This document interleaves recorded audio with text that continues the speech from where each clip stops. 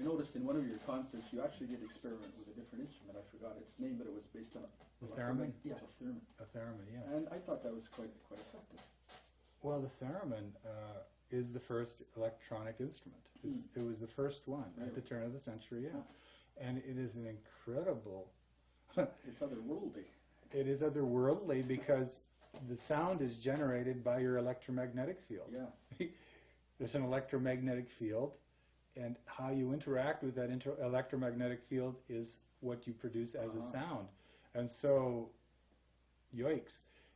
We all have electromagnetic fields, but to be that much in tune with something so that you can create, you can play Mozart or Bach or Beethoven through your electromagnetic field just by moving your fingers slightly and just being that poised and that centered. Well, that instrument hasn't ever been taken. I think Clara Rockmore was the only really, truly great virtuoso of that, and she was the first, I think. Yes.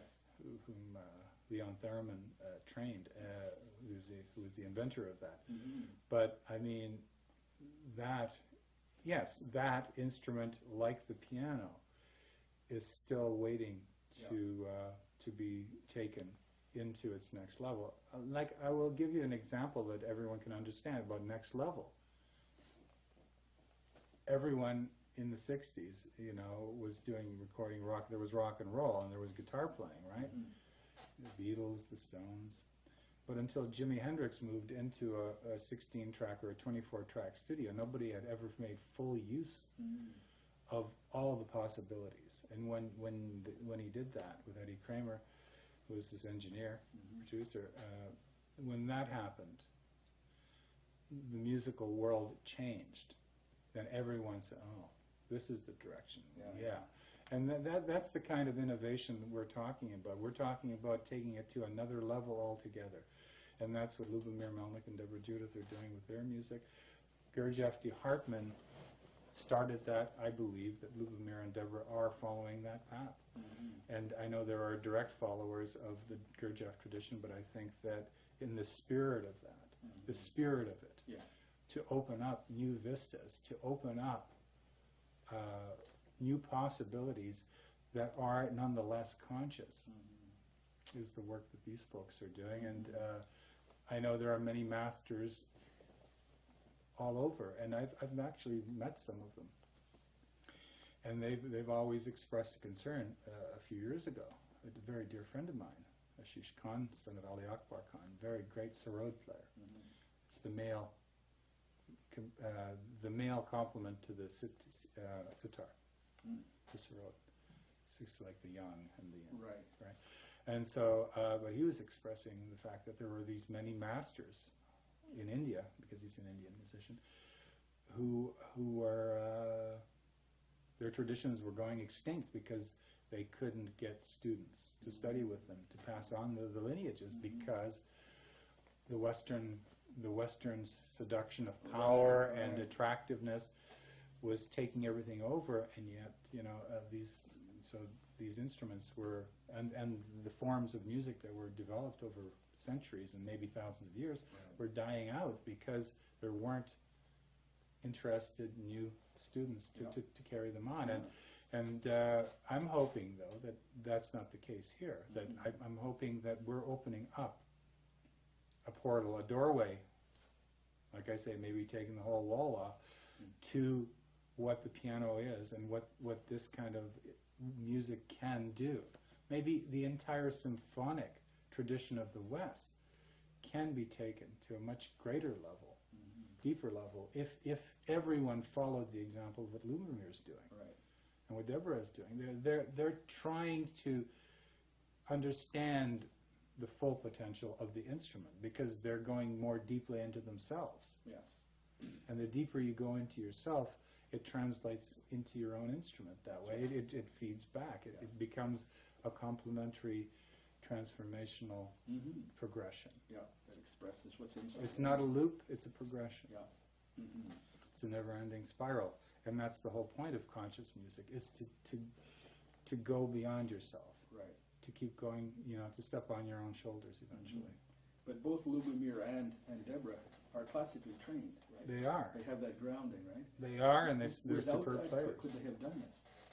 Or do you think you need that technical structure to start with? It doesn't hurt. It's just Uh-huh. like gymnastics. Mhm. You learn your exercises. You learn to be limber and flexible and strong in all your parts. So then when you make those graceful moves and those difficult moves that are not part of the program, that you will have the ability to stretch beyond your limits without hurting yourself. And I think that's why you do need to sort of develop a grounding in it. Yes. You know, just so that you can have equal strength in no matter what direction you go. Yeah. You see that in great artists too. They're technically masters like Michelangelo and Rembrandt. Right. And then they take that. Or Leonardo. Yeah, I mean, there was an artist. Yeah. He could do any. Well, I mean, he was as strong as a bull. And he could bend horseshoes with his hands. Mm-hmm. He made the first aerial maps of cities. Yeah. People can't, scientists can't figure that out. Yeah, I wonder how he could have done that. Where he made accurate topographical maps as if from an airplane. Well, he designed the helicopter. Yeah, he designed the airplane, I believe. Yeah. I mean, he also designed war instruments. He did better war instruments. But he did masterpieces. Right. Everything that he did was a masterpiece. Yeah. That's the thing. No matter in what direction he went, he was an architect. Yeah. A polymath in the true sense. Well, and he was also a student of the mysteries, the Western mysteries. Yes, of course, yes, and you see, obviously everyone knows the Vitruvian Man. One moment. The Vitruvian Man, of course, is the man. Yes. Standing in the circle in the square. Yeah. And it is, in fact, one of the great representations of sacred geometry and architecture. Uh-huh. Vitruvius was Augustus Caesar's architect. And Vitruvius, yes, and Vitruvius wanted to let the emperor know a little about what a liberal education was about, what they were teaching in the universities. And so he basically gave what became the seminal text on architecture, on how to create the just proportions that lead to a perfect piece of work in architecture. And architecture was based on divine proportion. Right. It was connected to the Pythagorean school and their mystical work with numbers and geometry. Yes. And music has a connection to Pythagoras. Pardon? Music has a connection to yes, because Pythagoras was completely into the musical, into the musicality of the universe.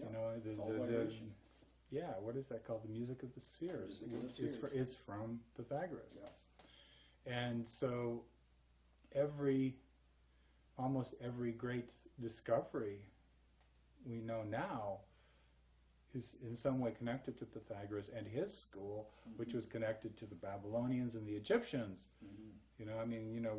When all the great wise men of the ancient world were kidnapped by Cambyses II and hauled off to Egypt, make me gold, they, it was like the most, fortuitous, what is that called, convergence of thinkers and other kinds of individuals, who had knowledge of that time. I mean, so Pythagoras was basically in touch with everybody, and everybody was in touch with everyone who knew anything at that time. And so, I mean, the formula for pi, the formula for many other things that we take for granted in terms of the mathematics that exists today came from those dudes. Yep. And dudettes. I'm saying that there were women there too, as well as men, not just males. Yes. Anyone who knew anything was basically kidnapped. And after a while, the conqueror became bored and went off and conquering somewhere else. And and then as a result of this consortium of great thinkers and knowers, then the soon-to-be modern world unfolded, you know, from 600 on. You know, they call it the Axis Age. You know, it's like when all the great masters came out at the same time, Buddha and Pythagoras and who knows who. I mean, Lao Tzu, all these guys. I mean, there was a great spiritual awakening at that point, and so Pythagoras' tradition has come down to the very present day through people like Gurdjieff and I'd say Lubomir and Deborah. They're all working on understanding this, and not just intellectually, but in every aspect of their being. And I think the more you work with it, the more one works with music, for example, it will become your guide to opening up your true potential as a being. And that being doesn't have any limit. It doesn't stop with your human skin, I believe. It doesn't stop with the size of your body or the size of your brain. I think there's an aspect to being that transcends any form, such as the human. Yes. And we call it human being. There's an infinite amount of being beyond the human as well, and we can connect to it through our humanity. Yeah, capital B. Capital B. The capital B being. Yeah. So? Let's end at that point. That's a very nice ending comment. Well, thank you so very much. Well, I mean, I appreciate being able to talk to you about this. Yeah. Didn't mean to go off track about Gomidas, but I did think there was a very interesting connection between not just Gurdjieff and de Hartmann, but also that Gomidas was somehow parallel with them, and I think that Gurdjieff did, in fact, get some of his inspiration for the music that became the Gurdjieff-de Hartmann catalog. I think that some of it actually did come through Gomidas, because Gomidas was doing exactly the same things. And I think that what would you do if you were a master and you knew of another master who had had an irrevocable shock to their system and who was going in and out of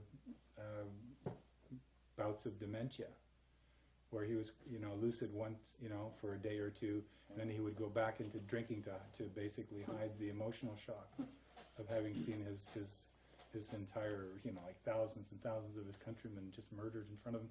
I mean, what would you do if you were a master and you knew of this work and you knew that it would be lost to madness? Could be. It could be. Interesting speculation.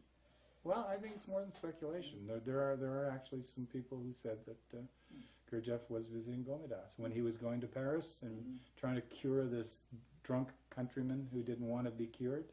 Could be. Fits. It does fit. It's kind of an obtuse reference, but for those who want to dig. All right. Yeah. I did research and I couldn't find any references to it. Yeah, exactly. Because a lot of but then again, when you look at the schools that have existed in the past, most of the schools, like for example, even the Tibetan today, the schools are not written. They're the transmission is oral from master to student, and who knows how many students the master has had that you know nothing about, or who knows how many masters the master has had interactions with. The oral tradition for the first part of human history was the only tradition in terms of master to student transmissions. Yes. That and telepathy. Exactly. The two-way method. That and telepathy. Well, heart to heart. Interesting. Yes. Yeah, got it. So I think that's a wonderful interview that you've just done. I commend you on your succinctness and your perhaps we could do further interviews on different subjects. Oh, I'd love to do like that. Sacred art, sacred architecture. Oh, I'd love to. I mean, esoteric schools. Yeah, because there are many things about reality that are still to be discovered. You figure? You figure? They all point to the same center, but many different paths to the same center. Yeah, it's actually genuine fun. It is. I enjoyed it. Yeah, me too. Thank you. Thank you. All right.